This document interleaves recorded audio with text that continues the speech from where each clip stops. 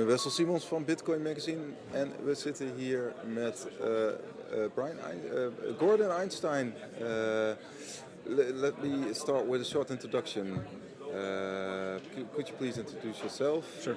I'm Gordon Einstein. I'm an attorney who specializes in blockchain and crypto law.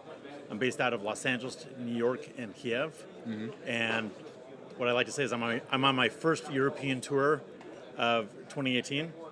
Cool. And I've been to Miami, San Francisco, Kiev, now Amsterdam, then London, then Los Angeles, then Utah, then back to Los Angeles again. Okay, so, sounds good. You just did the session about the law, the law and ICOs. Yes. Maybe you can pinpoint out a few highlights of that presentation. Sure. There's an interesting global conversation happening right now, and it really is global. Mm-hmm. It's when you have these ICOs, there's a question about whether or not the tokens that are being issued as part of that ICO qualify as securities. Mm-hmm. Or other term is utility tokens, whether they qualify as securities or utilities when issued. Mm-hmm. And there's also a wrinkle in there that's based on what a law firm came out with called the SAFT agreement, which is it's possible that even if a token will eventually be utility and not security, that's going to be a security while the platform is being built. Okay. In other words, if one of these ventures is trying to start a blockchain-based company, but they haven't built the platform yet. If they sell tokens to raise the money to build the platform, there's a question about whether or not those tokens are securities, at least while they're building the platform. Okay. And that's not a sure thing. That's the subject of some controversy. But right now, the way the world is tending is that they're, at least into the American market, which we can talk about, they're not issuing the tokens right away. They're using something called a SAFT. A SAFT. And a SAFT is Simple Agreement for Future Tokens. It's based on something called a SAFE, which is a simple agreement for future equity. They just kind of brought it up today for SAFs. So I'm globetrotting the world trying to explain how this all works, educating, asking questions, and having good conversations. Okay. And if you compare it to, you also advise clients outside of the US. What would you advise for European ICOs to raise money in the US? So the point I always feel like I need to make it, because this is a global market right now, is the two largest national economies, and I'm being careful how I say that because the EU is, I would call it a supranational economy. The two largest national economies on the planet right now are China and the US. It's unclear which one's first because currency adjustments, everything else, but those are the two largest. At the moment, you can't legally conduct an ICO in China. That may change, but that's the moment. So the largest national economy on the planet is the United States in terms of what's available for an ICO. Yeah, I think it's a real mistake for startups outside the United States to be afraid of raising money inside the United States because they're afraid of United States securities laws. And I understand why they're afraid, and I talk about it, but if you look at an ICO, or if you look at a token generation event, to ignore the biggest national source of capital when you're doing it is a mistake, because then someone with your exact same model can come in right behind you who's not afraid. They're later in time, but if they go to that market, they can raise more money. Yeah.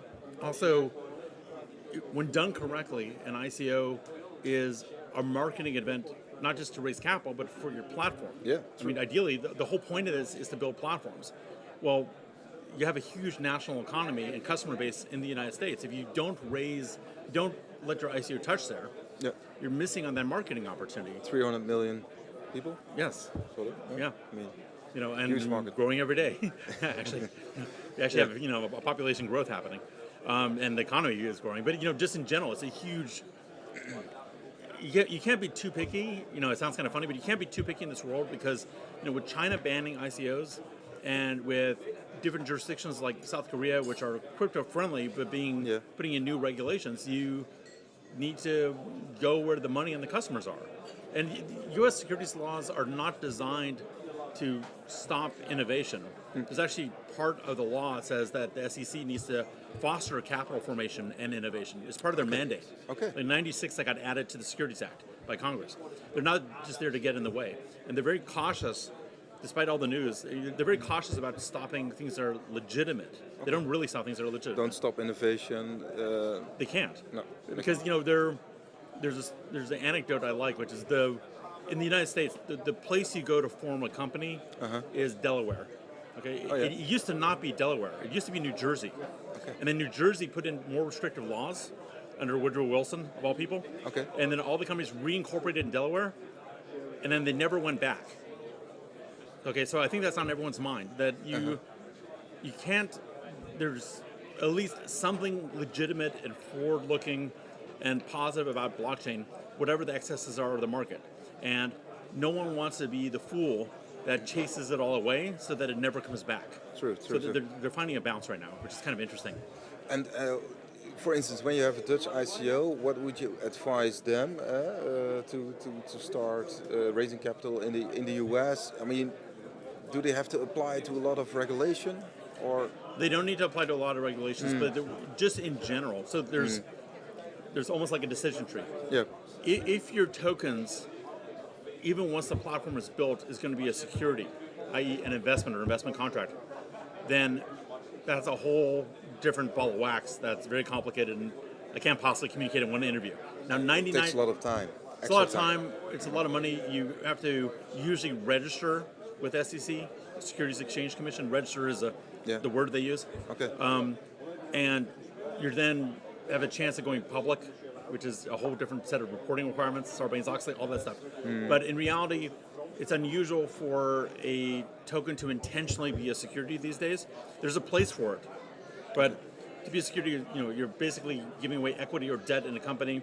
You're maybe sharing out governance. You're maybe paid in dividends. You're not commissions. It's unusual right now. Okay. The usual scenario is that people are building a usable platform, like Ethereum, for example. Yeah. And they're issuing tokens in order to fund the building of that platform. But once the platform is built, the tokens are not expected to be securities. They're expected to be utility tokens or consumable items or products or goods. So like I mentioned before, the issue is that build process. Well, if you're a Dutch or non-US startup, it's perfectly legitimate to raise funds in the United States. You just don't want to do a general offering. You don't want to do a public offering. You want to do what I call a SAFT raise. Yeah, the SAFT raise. Okay, Right. okay. And there's nothing such like in Europe, like a SAFT SAFT agreement or SAFT regulation. You know, I always work with local counsel on these issues because there's inconsistent rules in Europe, which is part of what makes it so exciting and fun. Yeah. You have the national level, you have the EU level, Yeah. community law, and then you have interesting what I would call border areas. So Gibraltar is an example of an interesting border area. It's a U.S. overseas territory. Yeah. It's part of the UK in a sense. Yeah. The UK has Brexit, and there's a lot of home rule aspects to Gibraltar. Okay. So they're putting in the Gibraltar blockchain exchange. They're actually creating a formal method for trading blockchain assets. It's quite a favorite destination for blockchain companies. Gibraltar, that kind of. It is, and it's going to be more so soon. So there's a couple interesting aspects of what they're doing. For them to accomplish what they want to accomplish, they need to implement and perfect their statutory or legislative structure for blockchain assets. To be honest, I'm not 100% sure where they are in that process. I know they're reasonably far along. There's some really good law firms there that are working on it, and I know Nick Cowan of Gibraltar Block Exchange, and he's working very hard to get the law perfect. But there's sort of the technical side of it also, which is they have a neat concept, which is if you're doing an ICO and you work with a local sponsor and you do it the way that they say to do it in alignment with their law. If you do an ICO in that manner, you will then automatically have the right to get listed on the Gibraltar blockchain exchange.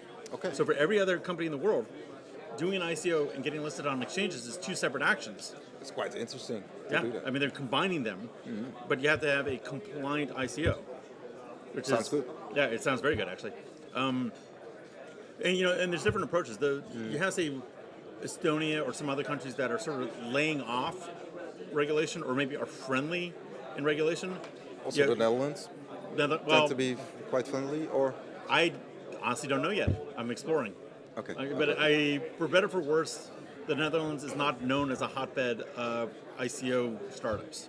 It may be a hotbed of blockchain, but you don't hear about ICO after ICO after ICO coming out of the Netherlands. You do hear about it coming out of Zug. We have decent bet who is now established in Panama and he's thinking of establishing in Amsterdam. But Well, I had this discussion. I mean, this has been a great conference. I had this discussion yesterday. The Netherlands has a beautiful history of capitalism, commerce, and what I would call contracting for civilization. I mean, the whole idea. One of the speakers was talking about the whole idea of a share in a company. I gather originated here, and the idea of options and futures. Whether or not they came up here, they were highly implemented here. I mean, this is a capitalist, seafaring, trade-oriented country. Partly because of geography, partly because of the nature of the people, partly because of the cultural and historical background, with the Protestant work ethic and everything else. It's made for this, but it's also an interesting situation because it's part of the EU, and so you have to comply with EU broad law. Okay, so and an exit is not happening. So an exit like a Brexit. No, I don't think happening. an exit is happening. I'm pretty sure. So I don't know where the EU is going to end up in 20 years. Is it going to be bigger, smaller, different, whatever? But I'm pretty sure Netherlands is staying inside. No, it's a great entrepreneurial culture, but I am not personally aware of the Netherlands uniquely implementing legislation that would give it an advantage over, say, Estonia. Yeah. But that doesn't mean it can't. It just maybe it just needs to move further along down that path. What kind of advantage has Estonia? You have a digital ID by birth, for example. Are you aware of? Yeah, Estonia. I think from the get-go, from when they broke off from the Soviet Union, just from the start, they had the advantage and disadvantage of being able to reinvent their systems because the prior systems they just let go behind. Yeah. But they also had the advantage of quickly, joining the EU, unlike say Ukraine or other countries that were in the same situation. They right from the start went to sort of a digital model of government and governance and economy and ID, and it's the nature. It's sort of that Scandinavian mentality of just clean, efficient, non-corrupt, get stuff done. So they're innovative. They're very innovative. They also have a low corruption environment. So if you look at all jurisdictions all across the world, there's obviously some place that's very corrupt, you're not going to do business, but there's ones that have higher reputations and lower reputations. Estonia just has a reputation for being very fast and efficient, and they are really they're just pulling ahead for the moment. And what can we learn? What can other countries learn from Estonia or maybe Ukraine, where you're also based? It's a great question. I think what they can learn is, look, blockchain is not all perfect, and ICOs are not all perfect. There are clearly abuses, and the law. Abuses? What kind of abuses? Sorry to people interrupt. selling these tokens, promising the world, not delivering, taking the proceeds, having fun in Ibiza. It's unregulated. It's unregulated, and human nature is unregulated. And when you have regulatory dark, black holes, people are going to do things. So there's a reason for regulation. It's okay. We're supposed to have it. I think where countries that are innovative, and I don't want to overfocus on Estonia, this, that, and the other, but just in general, when countries are responsible and have a rule of law and aren't the Wild West, they have their regulatory structure, and that's okay. I'd say it's a couple of things. It's the regulators recognizing that something potentially good is happening here and having a conversation with people rather than slamming down the law. So it's a little bit of an attitude thing. Yeah. The second part is there's a concept of a regulatory sandbox, which is we're not going to take this thing we've created and let it into the wild yet, with God knows its genetic component, infecting the world. But we'll create a sandbox, a test environment where we can try out these ideas, in participation or in collaboration with the regulators, and then take what's good and release it out there. So you see that in Estonia, you see that in some other places. In Ukraine, you have, like I said, Ukraine has the benefit and the cost of having a system from before which they had to completely get rid of and build from scratch. Yeah, you have a law firm in Ukraine, or you're... I work with attorneys in Ukraine, and I'm also chief legal officer of a big development house there. So, because they had no history in a sense, they can start from scratch. They can say, we're going to put property on the blockchain, which they're trying to do right now. Okay. Western Europe and the United States, in the same way, is different because we have an uninterrupted history and records and systems that are built up over time that we all didn't throw away in 1991.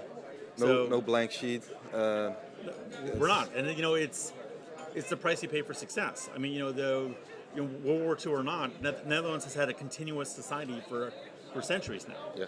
Okay. And so is the U.S. It sounds funny to say, but we've had a continuous country for centuries now. So when you have a continuous country for centuries, you can't just throw out the law and what happened before. You're not in that position.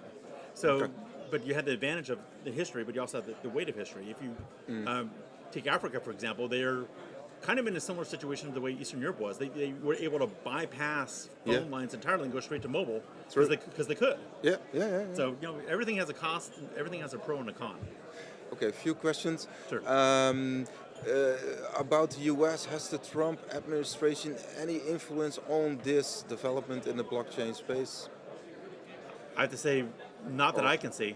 I mean, Difference with. Well, the I'll do my former- Trump edition. No, nothing huge. Ooge. And look at these hands. No, that's the whole thing he said. Yeah. I mean, whether you like him or not, he doesn't seem particularly engaged in this topic. I don't know if he knows what Bitcoin or Ethereum is. I don't know if he needs to know what they are.